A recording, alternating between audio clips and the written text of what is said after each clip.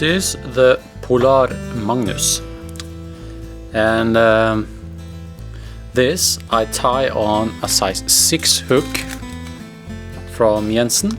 It's a size 6, it's a saltwater hook, a nymph hook, as you can see.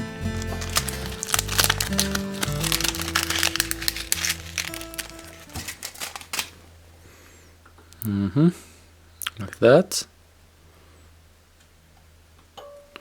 And I'm using unit thread 60 red. Start in the middle and tie in your thread, break it off and stop by the hook point there. I'm going to start by tying in our tail, and for this I'm using this American soft hackle with Chickaboo. That's the this cape is the soft. There's the soft hackles, and of course you can probably use these hackles for the fly if you want. I use the Keog saltwater, but you can use this if you want. But yeah, and there's the Chickaboo, the Marabou part. Now take out or pull out. I like to use two hackles, okay, for this fly. Now line them up like so, there, and I want it to be the same length as the hook, perhaps a little bit longer, okay. There we go. There, and I'm pinching over the hook with my index finger and my thumb, holding it tight, come up with the thread, pinching the thread, go down and up and tight, and then I'm taking 3 or 4 hard turns so it won't slide off. Okay, now we can cut off this waist like so, and I'm holding the tail like that while I'm tying down towards the barb. There, cross your thread and go back up and tie down the stumps like so, and your tail is ready. Okay, that looks nice. And we need a rib for this fly, and I'm using 0.21 millimeter mono, and this is actually leftovers from my sea trout fishing from last year. I like to buy new ones every year. I have new leaders. I'm making a little knot, what we in Norway call kjerringknute, we call in Norway. Just a simple knot like this, and I'm tying in the thread. Now the rib, like so. Okay, it won't break off during fishing or when you're ribbing it. Now tie it in on the side. Make sure you stop before you come to the tail, like that. And then I'm gonna tie in the Bead Chain eyes. I'm just gonna cut off this just a little bit like that. Okay. And I'm taking my thread all the way up to the eye of the hook there, and go back 3 millimeters. Oh, about there. Okay, now I'm using Bead Chain eyes in silver. This is medium, okay, and I'm tying him in at the top like so, and I'm taking a couple of figure of 8s just like that and tightening down, and I'm crossing my thread, tight turns, about 5-6 turns, take some turns in the back. Always remember to hold the thread nice and tight. Cross over, cross, and then some turns in the front, cross over, and then some turns in the back. Okay, yeah. Now we're gonna make the body. Stop there. And I'm using ice dubb pearl. Ice dubb pearl.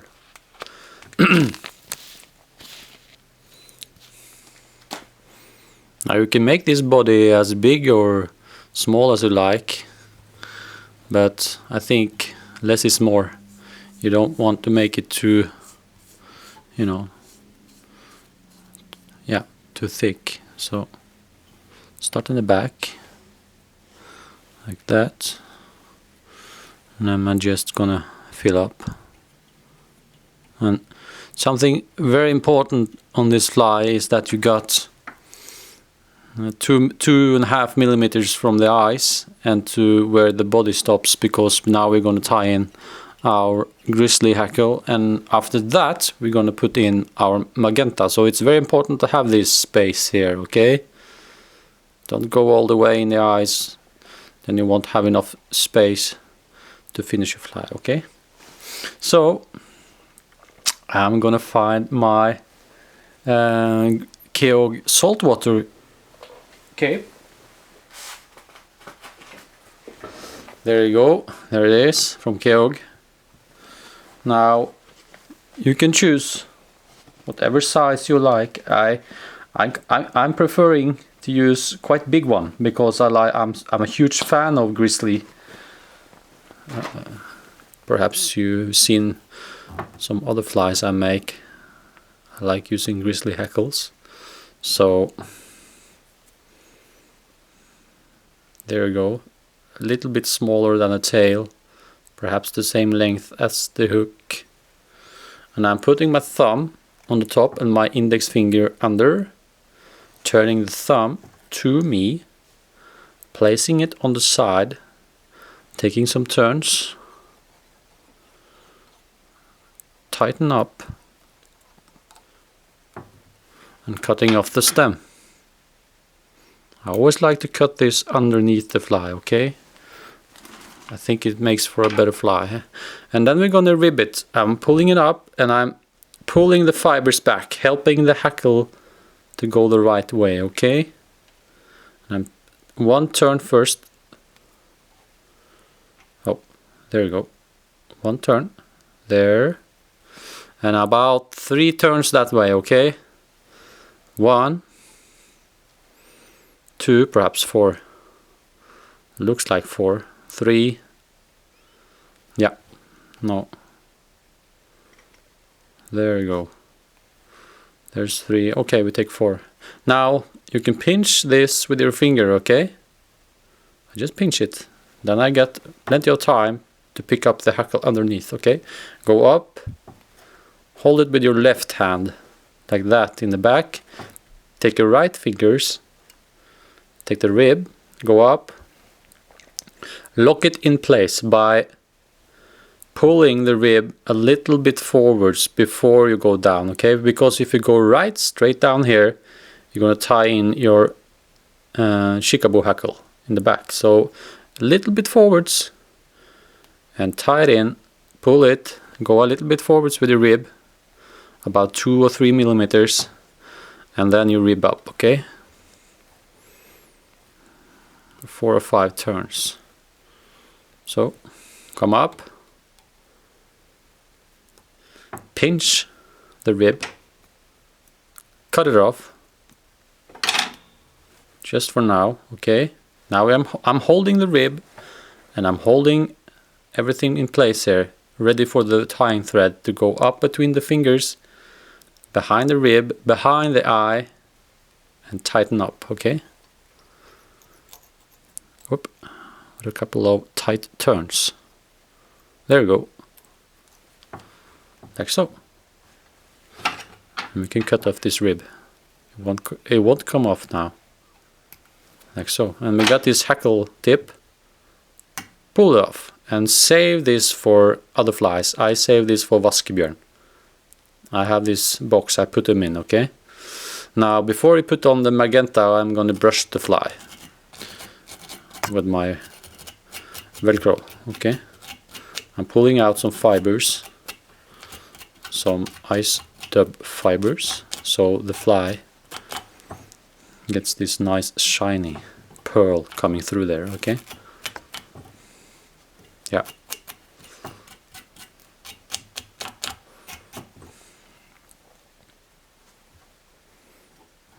This looks good. Oh, there's a fiber there, I don't want it. So. Okay, there you go. Now I'm now going to put on, we're going to tie in the magenta. This is the magenta I got. This is a Chinese cock hackle. It's not many left here. I've used it for quite some years now, and it's still holding strong now. I like to use quite big one. So I see if I can find one that is good enough for this fly. Oh, there one. Oh yeah, nice one. Wait. Now again, I'm gonna. You see, this is the shiny top, okay? And the shiny part is I'm pointing this shiny bit of the hackle towards me, okay? And my thumb is always on the top like this to me, and I'm pulling off the Marabou part, okay? Like so, like that. Now while I'm holding this the same, like that, I'm pulling off the underside of the hackle, okay? And I'm about the same length as the hook, okay? There and there, a little bit more there, about the same length, perhaps a little bit longer, okay? You see? And now I'm flipping the hackle around like this. I'm going to tie it in by the tip. Now again, I have my thumb on the top and my index finger under, okay? I'm going to do the same as I did with the Grizzly hackle. I'm going to tie it in at the side here. There you go. Nice turns. I'm folding this back to secure it, like so.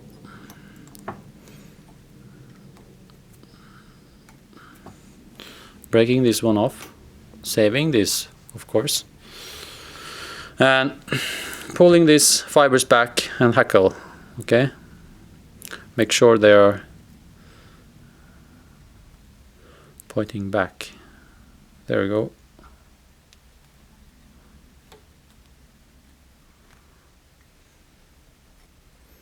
Two,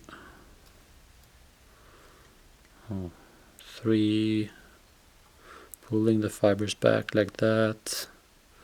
I can see some of them, I don't want them, take them off like that, okay? And then you come down and you cross your thread with the hackle stem like that, and some tight turns, nice tight turns. And I always like to tie in this underneath, okay? Now cut off the waist, so, and there's your magenta. Now some would like to use more than I do, okay? And I like it to be quite sparse. I think it makes a better fly. So now you can see I got plenty of space to make a nice head. I always like that. Finish off with my Bead Chain whip finisher. I just bought this one, so it's a super fast way to make whip finish this tool. Okay,